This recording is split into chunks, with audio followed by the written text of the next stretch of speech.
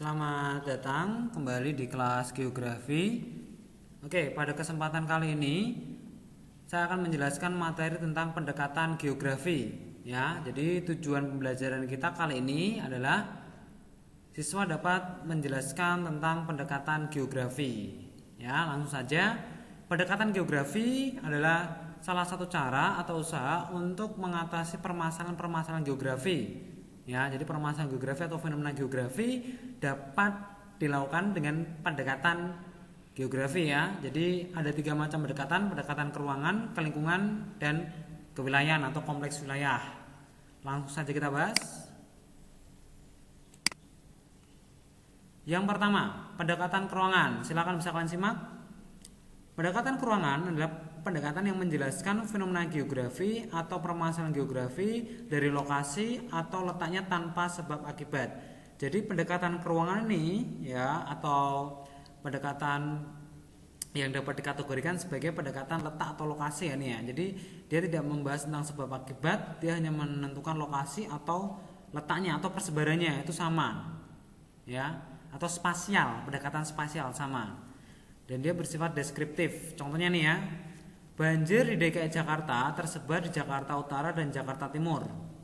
Permasalahannya apa? Permasalahannya adalah banjir. Di mana? Di DKI Jakarta.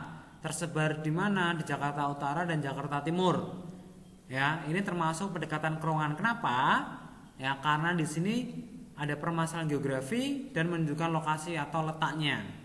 Sekarang saya mau tanya, ada nggak penyebab banjir di soal ini?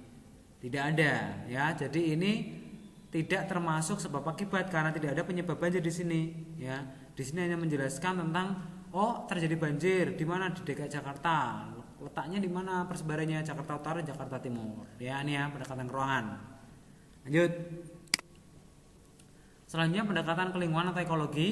Ya, ini menjelaskan fenomena geografi atau permasalahan geografi dari sebab akibat dalam satu wilayah. Wilayahnya cuma satu ya, ada sebab akibat. Contohnya apa? Banjir di DKI Jakarta terjadi dikarenakan warga membuang sampah di sungai. Permasalahannya apa? Banjir di mana? DKI Jakarta. Karena apa? Ya, ini ada penyebabnya nih. Karena warga membuang sampah di sungai. Ada berapa wilayah di sini? 1 wilayah. Berarti ini termasuk ke lingkungan. Ada sebab akibat? Ada. Warga membuang sampah ke sungai, ya, akibatnya adalah banjir. Banjir disebabkan karena warga membuang sampah ke sungai. Jadi ini sebab akibat dalam satu wilayah. Bisa juga ya pendekatan ke lingkungan atau ekologi di sini ada 2 wilayah tapi tidak saling berkaitan. Ya. Lanjut.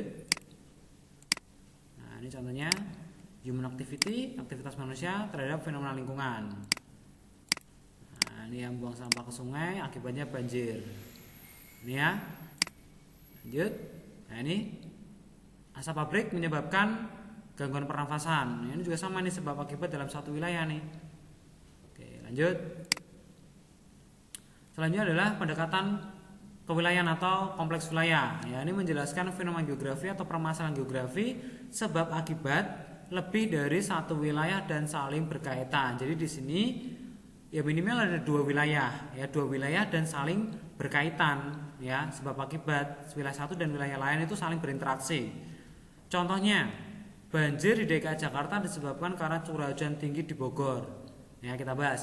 Permasalahannya apa? Banjir. Di mana? DKI Jakarta.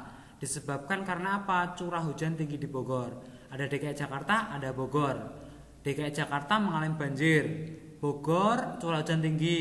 Ya, curah hujan tinggi di Bogor dikirim atau daerah hilirnya adalah DKI Jakarta. Dampaknya apa? Terjadi banjir. Jadi di sini antara DKI Jakarta dan Bogor itu saling berkaitan.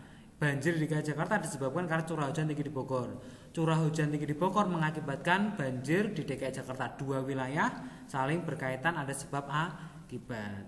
Nah, itu ya. Oke, itu adalah materi tentang pendekatan geografi ya. Silakan bisa kalian putar ulang untuk video ini. Silakan bisa kalian komen kalau misalnya ada pertanyaan ya. Saya cukupkan pembelajaran kita kali ini. Terima kasih.